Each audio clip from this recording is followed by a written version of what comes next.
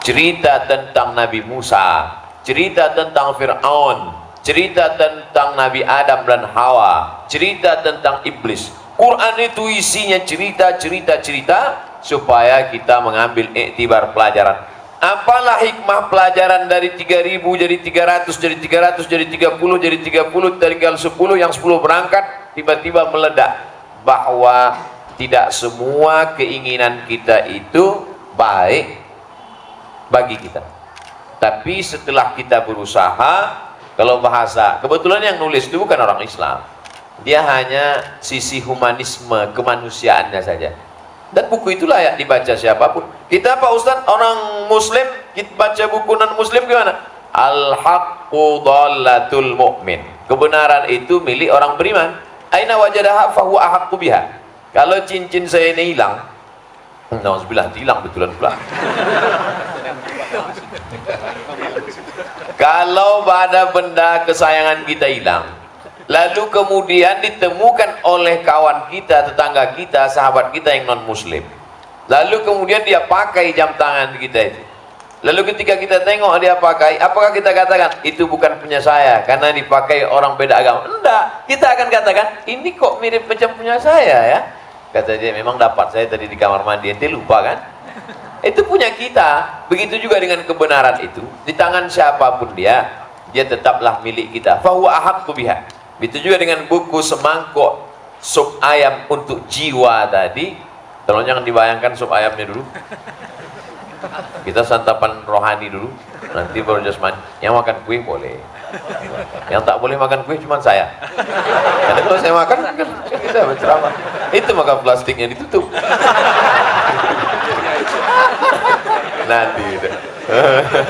nanti kita baru. Tapi saya termasuk, ada sebagian ustadz itu kalau dia sedang ceramah orang tak boleh makan. Jangan makan, jangan. Jadi pas kami tanya, kenapa nggak boleh Pak? Meniti air liur saya gitu. Jadi sebenarnya di balik cerita pesawat meledak tadi, begitu cepat manusia ini berubah. Yang sebelumnya stres, depresi, malu, mengurung diri, marah, mencaci maki Tuhan, tapi sebenarnya belum sampai hitungan 60 detik, tik, bam, terima kasih, luar biasa. Tapi kita bisa cerita itu kan setelah pesawat meledak. Pas sebelum mana bisa. Saya sudah ditulis disertasi 600 halaman, sudah diperbaiki, sudah dicetak, cetak sekali salah cetak 2 kali, capeknya biasa, duitnya itu. Akhirnya datang ke dosen pembimbing ngasih kertas, dengan ini saya menyetujui disertasi ini, maka ini ada penyidang dari dalam kampus, penyidang luar kampus, silakan bawa ke kantor. Datang ke kantor, ketemu mudir pun setuju, oke, akan sidang bulan Juli 2019. Pas dibuka komputer, kurang 4 bulan. Apalah hikmahnya Ustadz gak jadi sidang bulan Juli? Hikmahnya saya bisa merasakan musim dingin di Sudan. Nanti kalau saya pembekalan mahasiswa mau ke Sudan, tiba-tiba ada orang yang ngejek, apa itu ngajak ke Sudan? Sudan musimnya cuma 2, panas dan panas sekali. Dia muncung. Tentu lembutlah, janganlah ngomong.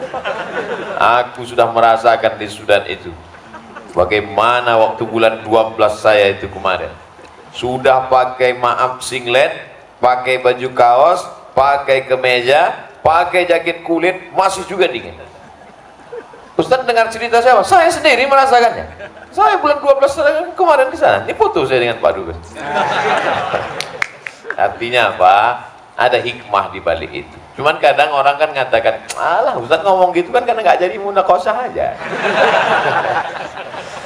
Hidup ini kan nggak bisa kita lawan, sama seperti melawan air terjun. Kalau kita lawan kita mati. Jadi mengalir aja. Tengoklah macam artis-artis di TV itu. Gimana? Ya udahlah bro, ngalir aja. Dia ngomong mengalir itu, rekening dia jalan. Artinya apa? Setelah berusaha, berdoa. Orang yang hanya berusaha aja nggak mau berdoa, sombong. Berdoa aja nggak mau berusaha, pesong. Baisong tuh bahasa Medannya bocor. Bocor halus tapi keliling. Oleh sebab itu maka kita ini seimbang antara usaha dan doa. Ada satu kisah lagi yang saya ingat. Dulu zaman kami kuliah di Mesir tahun 1996, 23 tahun yang lalu. Itu kalau kami mendengar kakak-kakak kelas itu bicara, kami tulis bawa kertas. Sekarang saya ngomong tak ada satu pun orang nulis. Kenapa begitu? Zaman berubah, musim berganti. Zaman kami dulu kamera ada, cuman yang punya duit beli tak ada. HP tak ada. Zaman sekarang di mana ada ceramah tinggal cari judulnya dapat. Tinggal buka aja itu YouTube, tulis Somad KBRI Sudan, enter. Langsung viewer 1 juta. Gitu cara mengiklankannya. Enggak kasar kali, halus main. Nah, oleh sebab itu maka ada satu kisah lagi yang saya ingat. Di buku itu juga, di buku 1 mangkok sup ayam tadi. Tetap jangan bayangkan ayamnya.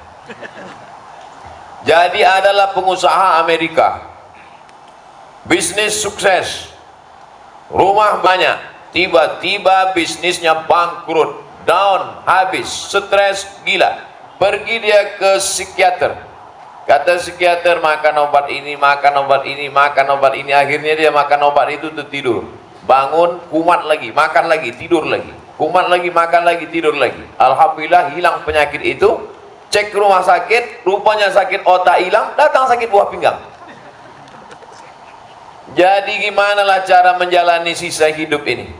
Akhirnya ada kawan dia mengatakan, pergilah engkau ke gurun Sahara Afrika. Tinggalkan Amerika, pergi ke gurun Sahara Afrika. Dia pun pergi ke gurun Sahara. Sampai di gurun Sahara, dijemputlah kontak teman dia yang punya relasi tadi di Sahara, perbatasan Maroko dengan Mauritania.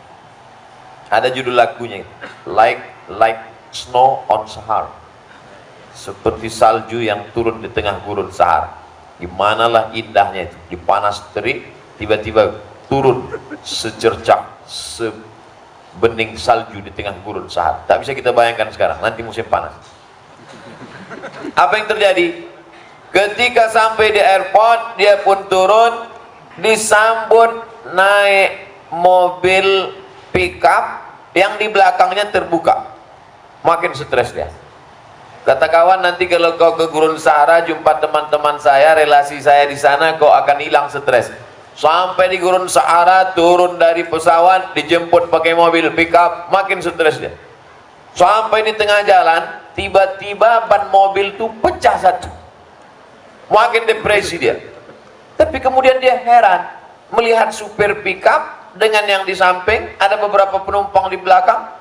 Mobil pickup berjalan dengan 3 ban, mereka sambil nyanyi-nyanyi di atas. Jadi lama dia termenung, kok mereka nggak stres katanya. Dia sedang belajar bagaimana menjalani hidup, survive. Yang bertahan hidup ini bukan orang kaya, yang bertahan hidup ini bukan orang sehat. Yang bertahan hidup ini adalah bagaimana survive, menikmati hidup. Oleh sebab itu, angka bunuh diri paling banyak di dunia bukan Afrika, bukan Indonesia. Angka stres, depresi, bunuh diri paling banyak di dunia adalah Amerika dan Jepang. Justru negara yang paling maju, yang paling berkembang, paling mewah, paling kaya. Kenapa? Karena orang hidup dalam tekanan. Website yang paling banyak dikunjungi, maaf, beribu maaf, bukan website porno. Website bagaimana cara bunuh diri yang paling enak. Anda mau bunuh diri ditembak tengkuk dari belakang, pakai peluru tumpul atau peluru tajam. Anda mau dipukul pakai pentungan dari belakang. Dan yang paling banyak diminati orang adalah naik ke kondominium lantai 100, jendelanya sudah dibuang pagar besinya. Tinggal terjun saja ke bawah, kirim ke nomor rekening berikut ini. Penikmatnya banyak sekali. Orang sudah putus asa menikmati hidup. Tapi alhamdulillah itu tidak terjadi di tempat kita. Berapa banyak orang kaya pakai mobil mewah tak bisa tidur. Orang tempat kita di Indonesia naik metro mini ketinggalan, hilang lewat simpang rumahnya. Ketiduran. Malah marah sama supir, kok nggak dibangun nih saya mas. Lewat 3 kali itu polisi tidur, nggak bangun. Artinya apa? Hidup ini ceramah saya malam ini kalau dipahami secara apatis, selesai ini rusak reputasi KBRI, rusak prestasi mahasiswa. Setelah Ustadz Somad ceramah di KBRI, etos kerja KBRI down. Rapat Pak Dubes sama yang lain, gimana target kita tahun depan? Survive aja lah Pak. Rapat anak-anak PPI, gimana target kita S2 S3 tahun depan? Nikmati aja hidup bro. Maksud saya, hidup ini kita pikirkan, kita rancang, kita manage, kita usaha, tetes bulu, keringat, air mata. Tapi kalau sudah sampai pada titik tingkat itu, kita mesti plong. Ada ungkapan yang mungkin sebagian orang mengatakan, ya udahlah kita ikhlas saja. Tapi sebenarnya yang tepat itu bukan ikhlas, ridho. Ridho menerima ketetapan Allah. Karena kalau kita lawan juga, ini sudah bukan domain kita lagi. Kita mesti ada batasan mana kerja kita, mana kerja Allah. Jangan kita kerjakan kerjaan Allah. Mengambil bambunya, itu kerjaan kita. Memasang ujung talinya pakai tali benang, itu kerjaan kita. Memasang ujung benang jangan dengan mata kail pancing, itu kerjaan kita. Memasang cacingnya di ujung, itu kerjaan kita. Meletakkannya di tepi kolam, itu kerjaan kita. Tapi ikannya datang atau tidak, itu kerjaan Allah. Itu harus dipahami dengan baik. Mana batasan kita, mana batasan. Ini sekarang kita sedang berhadapan dengan 2 jenis manusia. Jenis yang pertama, kerjaan dia pun tak mau dia buat. Kau nggak mancing hari ini? Saya serahkan aja sama Allah. Jenis yang kedua, sampai-sampai ikan apa yang mesti datang pun dia juga mengatur. Ini tak betul. Makanya Nabi Muhammad itu datang untuk menjelaskan, ini kerja ente, ini kerja Allah. Ini bicara ente, ini bicara. Harus sesuai. Makanya ada orang mengatakan, orang India itu Pak Ustadz, ngomongnya banyak, kerjanya sedikit. Dulu tonton filmnya, ngomongnya banyak, kerjanya sedikit. Orang Jepang, kerjanya banyak, ngomongnya sedikit. Ai.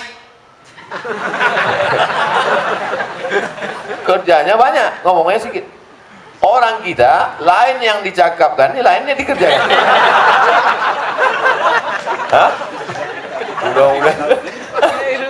Tapi muji dia Pak, kerjanya sedikit. Kerjanya banyak, cakapnya sedikit. Oleh sebab itu maka, supaya kita jangan sampai salah apa yang kita bicarakan, apa yang kita kerjakan mesti sejalan. Ini kerja kita, ini kerja Allah. Jangan sampai kita tidak mengerjakan yang mestinya kita kerjakan. Jangan sampai pula kita mengerjakan yang mestinya kerjaan Allah SWT. Ente nggak masang pancing di sini? Iya kalau ada ikannya. Kalau nggak ada, itu kerja Allah. Kira-kira sampai di sini bisa dipahami? Karena biasanya orang belum makan susah nangkap. Saya tetap 60 menit. Tadi saya mulai jam setengah. Jam berapa sih mulai? Tadi saya mulai jam 6 kurang. Jam 6 kurang 10, kurang 15. Nah, nanti pokoknya 60 menit. Itu ada menitnya Mas? Nah, 60 kasih tahu.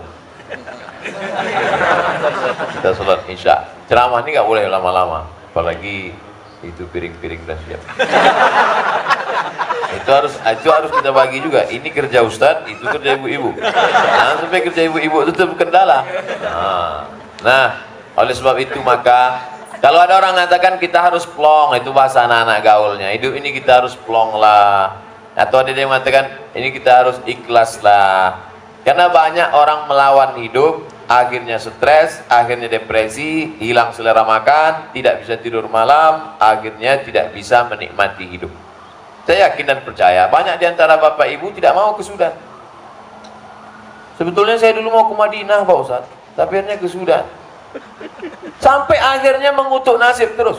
Kok S1 di mana? Sebetulnya aku dulu mau S1 di Madinah, tapi akhirnya ke Sudan. Kok S2 di mana? Sebetulnya aku dulu mau S2 ke Inggris, tapi ke Sudan. Sebetulnya aku dulu mau S3 ke Jerman, tapi ke Sudan. Jadi apalah makna hidup kalau cuma menyesali gitu? Beda sama saya. Saya ketika ditanya orang, Ustaz kenapa ke Sudan? Saya merindukan Sudan ini 23 tahun yang lalu.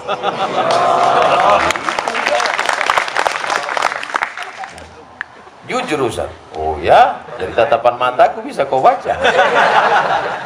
Oleh sebab itu maka kita nikmati hidup, kita pahami hidup ini dengan baik, kita jalan. Saya pergi ke rumah sakit, ketemu sama kawan saya, doktor, dosen. Apa kata dia? Ustaz Somad, iya, saya bawa mertua saya ke sini. Terus mertua saya itu sakit kaki. Waktu saya bawa ke rumah sakit ini, dia sakit kaki, masih bisa jalan. Terus gimana sekarang? Opname, nggak bersuara lagi. Gara-gara apa? Waktu diperiksa, ibu ada sakit jantung, ibu ada gula darah, ibu jantung koroner, ibu ada sakit tulang. Akhirnya tak bisa bilang pisang, sudah tak bisa.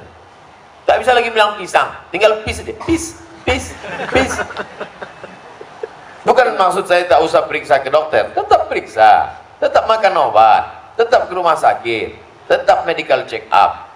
Tapi hidup ini kita jalani, kita serahkan pada Allah. Itu makanya rakaat pertama tadi saya pilih ayat ya ayyuhalladzina amanu sta'inu bis sabri was shalah.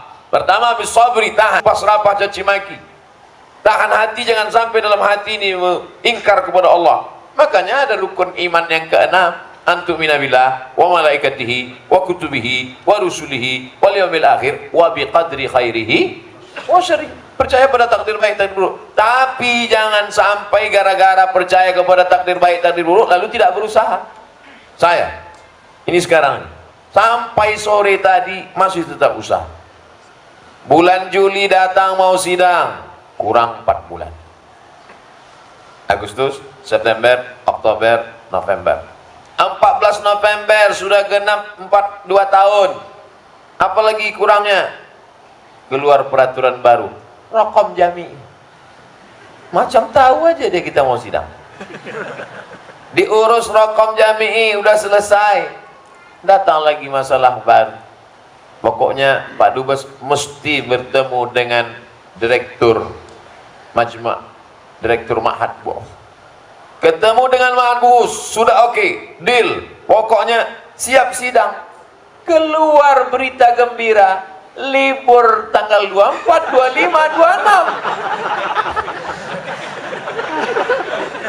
26. 24, 25, 26 libur. 26 itu hari Kamis.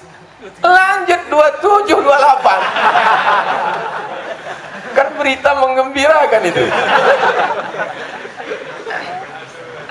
Allah sedang menguji. Berhenti kau tidak berusaha Abdul Somad? Tidak berhenti berusaha.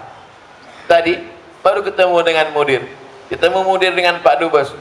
Apa kata mudir? Saya cinta Indonesia, saya suka orang Indonesia, tapi setelah bertemu dengan Anda saya lebih suka lagi Indonesia.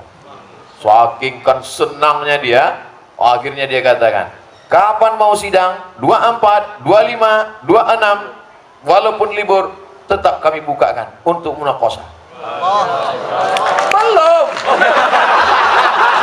Jangan tepuk tangan dulu. Ini nggak tahu apa yang mau datang lagi. Karena besok baru mau ketemu musyrif. Artinya apa? Apakah kami duduk berpangku tangan? Ini makanya dengar ceramah ini harus tonton sampai selesai. Jangan tonton 5 menit, macet-macet berhenti. Tonton sampai selesai. Jangan lupa subscribe, like, and share. Pahami ceramah ini dengan baik. Kalau tidak nanti orang akan apatis mendengar ceramah ini. Semangat belajar berkurang, etos kerja tidak ada. Kita kerjakan apa yang perlu kita kerjakan, tapi sampai pada batas pagar itu sudah domain Allah. Serahkan pada Allah. Angkat tangan kedua di tengah malam, usolli sunnatat tahajjud rakaataini lillahi ta'ala. Sebenarnya kesulitan-kesulitan yang kita alami dalam hidup ini itu hanya skenario cara Allah supaya doa kita lebih khusyuk. Itu sebenarnya. Saya yakin adik-adik merasakan itu. Cobalah bayangkan doa antara yang rosib dengan yang jahit, kan beda. Sebenarnya apa yang kita alami dalam hidup ini sebenarnya adalah cara Allah supaya sujud kita lebih lama dari biasanya. Kalau kita sedang ada masalah, itu sujudnya lama. Subhanallah rabbiyal a'la bihamdi subhanallah rabbiyal. Kadang 7 kali, rasa 3. Tapi kalau sedang nyantai, enjoy saja. Lah kan kalau ada orang sholatnya lama, malah kita heran. Itu kok lama sholatnya? Maklum, mu'allaf baru masuk Islam.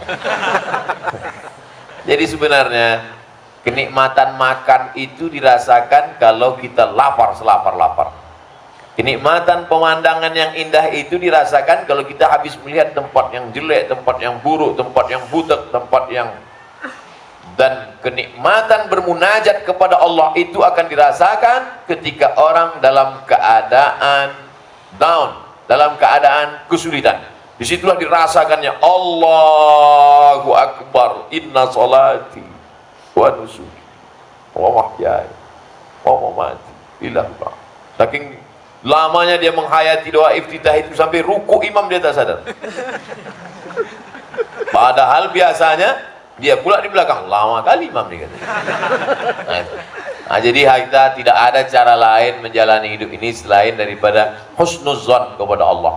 Ana inda husni zanni abdi bi. Aku menurut prasangka hambaku kepadaku. Tapi bercerita masalah plong, masalah ikhlas. Apa sebetulnya judul pengajian kita malam ini Pak Ustaz? Ikhlas. Kalau mau kasih judul ikhlas boleh. Kalau mau kasih judul ridha boleh. Saya pakai ikhlas itu karena saya tengok di TV banyak orang ikhlas. Ibu enggak nangis, ini tiba-tiba uangnya hilang, na'udzubillah ini. Ya udah saya ikhlaskan aja. Saya ikhlaskan aja. Ada orang menyebut ikhlas, tapi sebenarnya yang lebih tepat itu adalah ridha. Ridha artinya lapang dada menerima ketetapan Allah Subhanahu wa taala. Ridha. Makanya sahabat-sahabat Nabi itu titelnya RA. Abu Bakar Siddiq radhiyallahu an. Abu Bakar radhiyallahu an. Umar radhiyallahu an. Orang mendapat titel ridha hanya kalau dia sudah ridha pada ketetapan Allah Subhanahu wa taala. Saya ceramah di Brunei sudah, di Malaysia sudah, di Australia sudah, belum pernah lagi protokol memanggil. Berikut ini mari kita dengarkan Al-Mukarram Abdul Somad radhiyallahu anhu. Belum, baru saya saja yang ngaku-ngaku setiap habis subuh raditu billahi rabba. Aku ridha engkau sebagai Rabbku ya Allah. Kalau sudah kita katakan aku ridha engkau Rabbku, apapun yang kau mau kasih aku terima saja ya Allah. Jangan melawan. Tapi yang namanya hidup ini kan berat. Jangan kena orang selevel kita. Umar bin Khattab aja ketika datang berita musibah Nabi meninggal, dicabutnya pedangnya, man qala inna Muhammadan qad mata fa'adrib unuqahu. Siapa yang mengatakan Muhammad SAW mati, ku pancung kepalanya, kata Umar. Siapa yang mengatakan Nabi mati, ku pancung kepalanya, kata Umar. Sampai akhirnya Abu Bakar datang membacakan ayat wa ma Muhammadun illa rasul. Muhammad bukan Tuhan, dia hanya seorang rasul. Qad khalat min qablihi rusul. Sebelumnya sudah datang rasul-rasul. Afa immata, kalau dia mati, au qutila, atau dibunuh orang, inqalabatum ala aqabikum, apakah kalian akan murtad? Jatuh pedang Umar bin Khattab. Apa artinya? Umar bin Khattab yang hafal Quran pun ketika datang as-sadmatul ula, pukulan keras itu, ayat itu hilang. Umar bin Khattab hafal Quran 30 juz, ayat itu bisa hilang. Apalagi kita yang juz 30. Umar bin Khattab kalau lewat di suatu jalan, ma masya Umar fajjan qattu illa masa syaitanu fajjan ghaira fajjika. Umar, kalau kau lewat di jalan ini, maka setan akan mutar ke jalan yang lain. Jalan yang sudah dilewati Umar, tidak mungkin setan berani lewat di situ. Saking takutnya setan dengan iman Umar. Kita satu rute sama setan. Satu trayek. Sama-sama kampung Melayu. Nah, oleh sebab itu maka ya maklum aja. Makanya bunyi fiilnya itu bina musyarakah watawasau. Watawasau, dua orang yang saling. Sekarang ini kebetulan saya yang ngomong. Mari kita plong hidup ini. Mari kita ikhlas. Mari kita ridha menerima ketetapan Allah. Ustaz ngomong gitu kan karena habis ketemu mudir tadi. Oleh sebab itu maka ada saatnya berat orang lain yang menyampaikan. Ustaz, dulu kan Ustaz yang ceramah di KBRI tentang ridho kan? Ada saya ngomong gitu. Ini MP3-nya saya masih simpan. Oh, enggak, saya ngetes aja. Nanti nonton apa enggak? Artinya apa? Dalam hidup ini harus ada. Tapi jangan gara-gara ini nanti tiba-tiba selesai pengumuman keluar nilai, Pak Dubes marah. Gara-gara ceramah Ustaz Somad turun prestasi. PPI, mana laporan nilai-nilai? Keluar. Panggil. Kok kenapa tidak lulus ini? Pak, kita harus ridho. Ini sudah tertulis di Lauhul Mahfuz, Pak. Umar bin Khattab menangkap seorang laki-laki ketika dia menjadi khalifah. Wilayah Hisbah, polisi syariah menangkap. Ditangkaplah orang ini karena minum khamar. Ketika ditangkap, maka dihukum dengan hukuman minum khamar. Pas ditanya, kenapa kau minum khamar? Apa jawab dia? Allah mentakdirkan saya minum khamar. Kata Umar bin Khattab, tambah hukumannya. Tambah hukumannya. Cambuk dia pakai pelupa korma. Layakan pelupa korma sama duri-durinya plus. Cambuk dia pakai pelupa korma lebih dari hukuman yang normal biasanya.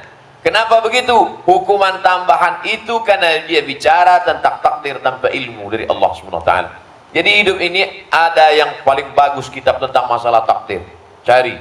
Naman bainal musayyar wal mukhayyar. Al-insan bainal musayyar wal mukhayyar. Ditulis oleh ulama Suriah yang mati syahid. Namanya Syekh Muhammad Said Ramadan Al-Buti. Syekh Muhammad Said Ramadan Al-Buti. Hidup ini ada kalanya kita memilih dan ada kalanya kita tak bisa memilih. Ada kalanya kita bisa memilih, ada kalanya tak bisa memilih. Saya menjadi orang Sumatera. Itu kira-kira bisa memilih atau nggak bisa? Saya ulang sekali. Saya menjadi orang Melayu dari Sumatera. Kira-kira itu bisa milih atau nggak bisa? Nggak bisa. Seandainya bisa milih dulu, datang malaikat bawa kertas multiple choice. Kau mau jadi apa? Saya mau jadi bule. Nggak bisa. Ini tak bisa milih. Tapi ada kalanya saya bisa milih. Mana? Saya mau minum di gelas atau mau minum di botol.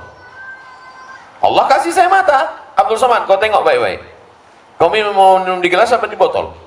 Dikasih Allah mata, dikasih Allah telinga, dikasih Allah tangan, dikasih Allah kudrat, dikasih Allah iradat. Kudrat, kemampuan untuk membuka botol. Iradat, keinginan untuk memilih. Telinga, dengar baik-baik. Mata, pandang baik-baik. Hati, renung baik-baik. Otak, pikir baik-baik. Makanya ketika salah memilih, di depan ada dua minuman. Yang satu khamar. Innamal khamru wal maisiru wal ansabu wal azlamu rijsum min amali syaitan fajtanibuh. Tapi satu lagi ada Zam-Zam. Allahumma inni as'aluka ilman nafi'an wa rizqan wasi'an wa shifaan min kulli da'in wa saqamin bi rahmatika ya arhamar rahimin. Dengan penuh kesadaran mengambil botol khamar dan meminumnya. Ketika mabuk ditanya orang, "Kenapa kau mabuk? Kenapa kau sakau?" Takdir Allah. Makanya orang seperti ini cocoknya diikat, campakkan ke nil biru. Karena dia bicara tanpa ilmu. Ada masanya kita memilih. Buka kitab Fatawa Mu'asyirah, ditulis oleh Syekh Yusuf Al-Qaradawi, 3 jilid. Di situ ada pertanyaan, bagaimana perempuan di Bosnia Herzegovina yang diperkosa oleh anak buah Slobodan Milosevic dari Serbia, apakah dia boleh menggugurkan kandungannya karena dia jijik, dia benci, beribu maaf hasil perkosaan? Kata Syekh Yusuf Qaradawi, tak boleh dia gugurkan karena ini takdir. Dia terima saja sampai anak itu lahir, anak itu tak berdosa. Begitu fatwa. Tapi kalau ceramah malam ini dipahami sepotong-sepotong, ini seperti puzzle ceramah ini. Puzzle, ada kepalanya, ada ekornya, ada kakinya, dipotong-potongnya. Ini orang menjadi apatis. Nauzubillah, mahasiswi-mahasiswi pulang ke kampung halaman, bukan di sini, di tempat lain, dalam keadaan maaf beri maaf, hamil 3 bulan, marah bapaknya. Kenapa kau hamil? Mana suamimu? Ayah sabar, ridho saja, ini sudah takdir Allah SWT. Ada hukum sebab akibat.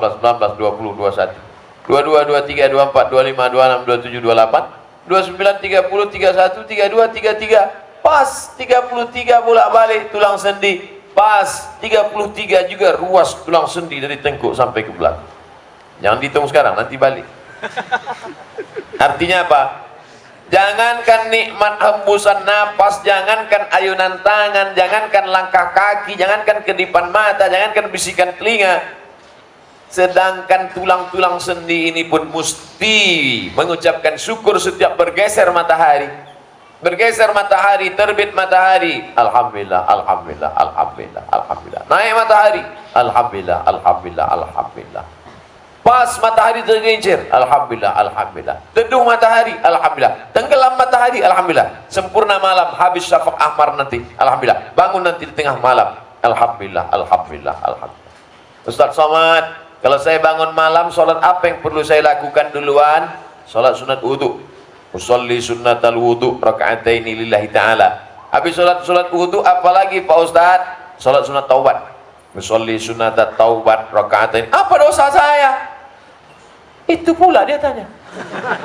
Apa dosa saya? Dosamu adalah ketika kau merasa tak berdosa.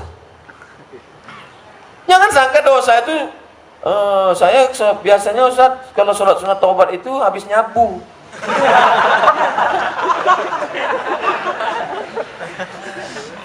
Lagi demi Allah, inilah astaghfiru ila rabbi wa atubu ilaih. Aku beristighfar minta ampun bertobat kepada Allah mi'ata marrah fil yaumi wal lailah, 100 kali sehari semalam. Nabi maksum tak berdosa. Kita lelaki penuh dosa. Mengaku tak berdosa, tak bersilap, tak bersalah. Oleh sebab itu dalam hidup ini, wala nabluwannakum bi syai'im minal khauf. Takut tak naik kelas, takut tak bayar sewa rumah, takut tidak lulus selesai S1, takut tidak najah, takut balik kampung, takut. Walju', lapar, kurang makanan. Wa naqsim minal amwal, kurang harta, miskin, susah, melarat, kebakaran, hilang. Wal anfus, sakit, mati, setengah mati. Wasamarat, kemarau, tak ada buah-buahan. Wa basyiris sabirin, yang mendapatkan berita gembira hanyalah orang-orang yang sabar menerima itu semua. Tidak ada dunia ini orang yang tak ada mengalami cobaan ujian. Oleh sebab itu maka cuman kadang kita kalau ngelihat orang memang nampak kita orang. Antum tengok teman antum tengok antum. Enak ente ya. Jalan sana, jalan sini, jalan sana, jalan sini, jalan ke mall, pergi ke asrama, pergi ke masjid. Aku dari tadi di rumah aja. Ente kenapa di rumah? Aku malu jalan. Kenapa malu? Bisul di kening. Kata yang jalan ini ente nggak tahu penderitaan. Aku dari tadi jalan-jalan. Ini karena bisul di belakang, nggak bisa duduk. Jadi sebenarnya kita menyangka orang nggak punya bisul. Antum kalau ketemu sama orang nanti jangan tanya kaifahaluk, kaifal bisul. Semua orang punya bisul.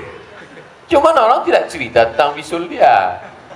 Oleh sebab itu maka saya pernah ceramah di tempat orang luar biasa. Rumah megah mewah. Di sana jalan, di sana jalan. Di antara jalan ini ada rumah. Di tengah rumah itu ada taman. Jadi saya duduk di sini. Saya tanya, Pak, Bu, itu rumah siapa? Rumah saya juga. Wah, besar kali. Belakang jalan, depan jalan. Sana rumah, sini rumah. Tiba-tiba saya ditanya tentang bagaimana cara mentayamumkan orang yang di atas tempat tidur selama 25 tahun. Tak pernah turun tempat tidur. Bagaimana cara mentayamumkannya? Baru saya paham, oh ternyata kita sangka kenikmatan, tapi ada nikmat lain yang dicabut oleh Allah Subhanahu wa ta'ala. Itu makanya kita disuruh ngobrol, kita disuruh bercerita, disuruh melihat keluhan orang lain, disuruh bahkan orang yang tempat kita cerita itu pun, berapa banyak orang yang kena penyakit tidak bisa tidur malam, insomnia, datang ke psikiater. Pak psikiater, Pak psikolog, tolong kasih saya obat. dikasih sama psikiater, psikolog obat. Ini obatnya dimakan sebelum makan, ini obat setelah makan, ini obat dimakan sedang makan, di 1 kali sehari, ini makan pagi, makan malam. Mau hafal obat itu bertambah pula lagi. Mohon maaf Pak psikiater, tolong kasih saya obat tidur. Saya udah nggak bisa tidur 2 hari 2 malam. Psikiater tuh diam aja, pena di sini. Dalam hati dia, aku udah 2 bulan tak tidur. Tidak ada tempat mengadu yang paling ampuh selain menempelkan kening ke tanah dan berkata, Subhana Rabbiyal A'la wa bihamdih. Makanya orang yang paling dekat dengan Allah bukan yang di pintu Ka'bah. Kalaulah orang yang paling dekat dengan Allah, orang yang ada di pintu Ka'bah, oh betapa beruntung bertuahnya bapak, kawan, sahabat kita yang akan pergi umrah. Orang yang paling dekat dengan Allah, aqrabu ma yakunul abdu min rabbih wa huwa sajid. Orang yang paling dekat dengan Allah adalah ketika dia bersimpuh sujud di hadapan Allah. Karena kalau dikatakan orang paling dekat dengan Allah orang yang ada di Ka'bah, berarti orang miskin yang susah yang nggak bisa umrah. Bagaimana? Di mana letak keadilan Allah? Maka tidak ada cara mengadu kecuali mengadu kepada Allah. Jangan ngadu ke Facebook. Mark Zuckerberg sudah bolak-balik mengatakan jangan ngadu sama aku, kata dia. Tapi orang Islam tetap juga mengadu ke Facebook. Mengadulah kepada Allah Subhanahu wa taala. Artinya apa? Bahwa hidup ini kita jalani, kita kerjakan kerja kita, selesai itu mentok. Kerja kita hanya sampai pada tembok ini. Yang di luar tembok ini bukan kerja kita, itu sudah kerja Allah Subhanahu wa taala. Kerja Abdul Somad hanya datang ke Pak Dubes, silaturahim, silaturahim ke musyrif, silaturahim ke munakis, silaturahim. Kapan tanggal keputusannya? Wa ufawwidu amri ilallah Subhanahu wa taala. Saudara-saudaraku juga begitu. Gantungkan cita-citamu setinggi bintang di langit. Tak pula ada bintang malam ini. Tapi kakimu tetap menginjak ke bumi. Karena kalau kakimu tak menginjak ke bumi berarti kau hantu. Harus. Kamu berapa lama di Sudan ini? Ya terserah nanti aja lah Pak Ustaz, tak begitu. Kau berapa lama di Sudan? 4 tahun. LC 2 tahun, MA 2 tahun, PhD. Umur 28 pulang, doktor muda. Anak gadis mana yang tak menetes air mata nengok kalian? Oh, oleh sebab itu 28 tahun guys. Doktor. Saya 24. Ustadz tuh selalu motivasi kami aja. Kalian berantang ke Sudan umur 20, LC 24, MA 26, doktor 28, Ustadz sendiri 42. Beda nasib. Nasib saya dengan nasib kalian tak sama. Saya untuk mencari informasinya aja 2 tahun, bayangkan. Untuk mencari informasi sekolah ke Timur Tengah ini aja habis waktu 2 tahun. Beda sama kalian. Zaman kalian enak, www.google.com, www.youtube.com, mudah. Tapi kalau saya ngomong gitu sama anak-anak muda milenial ini, apa kata mereka? Salah Ustaz sendiri, kenapa lahir masa jadul? Jadi mumpung zaman kalian di zaman enak, sudah sampai ke Sudan, jangan sampai pulang, lanjutkan. Tapi kadang saya ngomong gini ini rasa-rasa mubazir.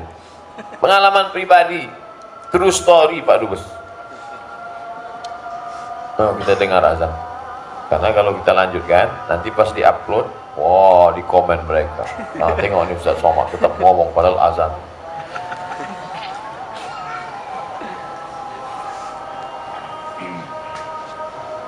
Ini sebenarnya bukan cuma itu, tapi belajar bagaimana hidup.